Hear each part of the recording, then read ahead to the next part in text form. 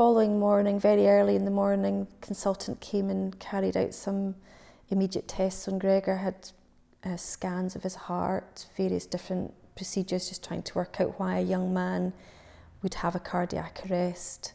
All the obvious reasons were ruled out. His arteries were fine, he had no heart disease. And one of the other things that the doctors had said was that he was at risk of having a cardiac arrest again because he did have an arrhythmia.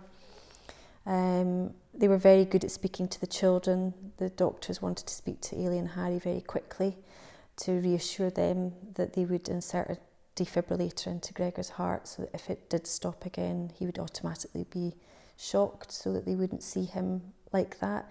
And that gave a lot of reassurance to the children. They were only 10 and 13 at the time.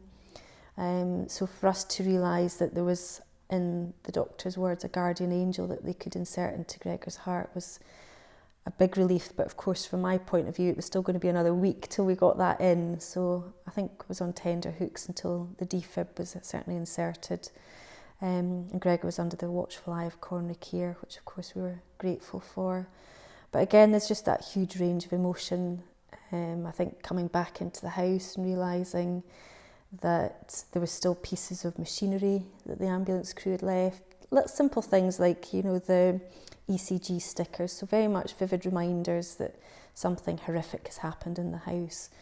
The rug that Gregor collapsed on, for example, we had to dispose of that. That was visually a bad reminder for all of us, so a friend got rid of that. Yeah, so coming back to the house for that week that Gregor was in hospital was just a bit strange, really. We knew that something wasn't right, but still trying to keep everything normal. The children had decided that they wanted to go back to school, which I think was a good thing for them.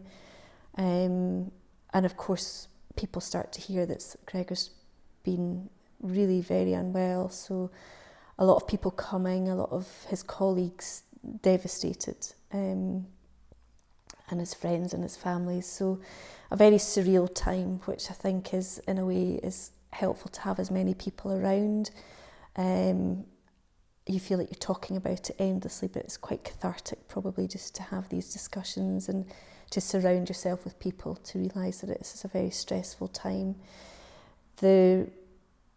We found out that on sort of day 5, just before Gregor had his defibrillator inserted, that he had a cardiomyopathy, so his heart was ever so slightly enlarged. Not hugely. They were quite surprised at actually how little over the margin of normal it was for the catastrophic event that happened. But nevertheless, he's being treated as having an enlarged heart. And of course there can be a genetic link for that. So that had implications for his brother and sister, both of whom have got family, and also for our children.